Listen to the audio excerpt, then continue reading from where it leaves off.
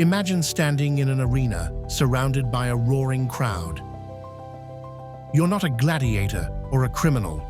You're a young mother facing wild beasts for your faith. This was the fate of Perpetua, a woman whose courage and conviction changed the course of Christian history. Today, we uncover the untold story of Perpetua, a martyr whose faith shook an empire. The year was 203 AD. Christianity was spreading across the Roman Empire, offering hope to many, but also drawing persecution. Under Emperor Septimius Severus, converting to Christianity was considered treason, a crime punishable by death. In the bustling city of Carthage, in modern-day Tunisia, lived Perpetua, a 22-year-old noblewoman. She was a wife, a mother, and now a Christian. For her faith, she faced imprisonment and the ultimate test of her belief. Perpetua was arrested along with several fellow Christians, including her servant, Felicitas. For Perpetua, the prison was a dark, suffocating place, but she found strength through prayer and her unwavering trust in God. Her father, a pagan, came to visit her, begging her to renounce her faith and save her life. But Perpetua's response has echoed through the ages. "I am a Christian. I cannot be called anything else." During her time in prison, Perpetua recorded her thoughts and visions in a journal, one of the earliest writings by a Christian woman. In one vision, she saw a golden ladder reaching to heaven, guarded by a fierce dragon. She climbed it, stepping on the dragon's head, symbolizing her triumph over evil. It was a vision that gave her courage for what lay ahead.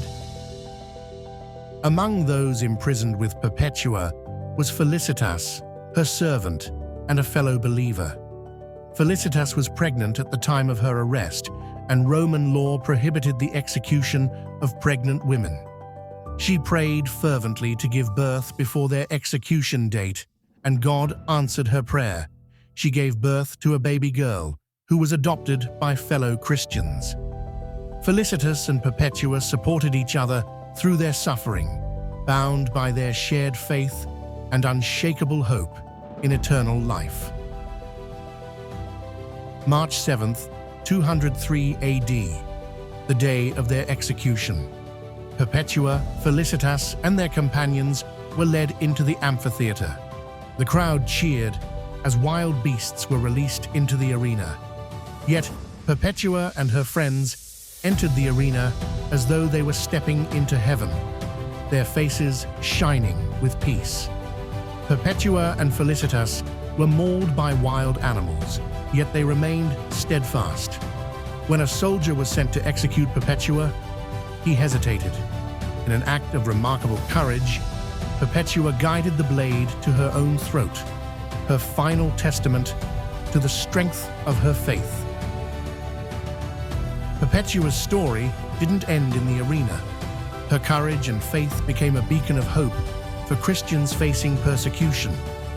Her diary, preserved by early believers, is one of the oldest surviving pieces of Christian literature, offering a first-hand account of unwavering devotion in the face of death.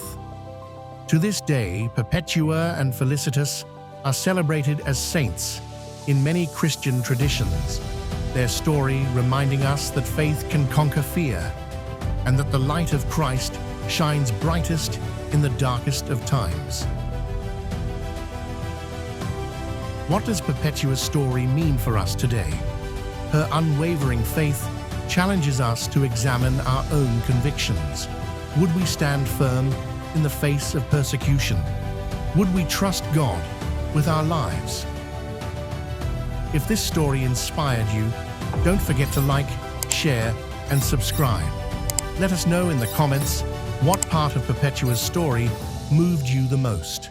Together, let's continue to uncover the forgotten stories that inspire our faith.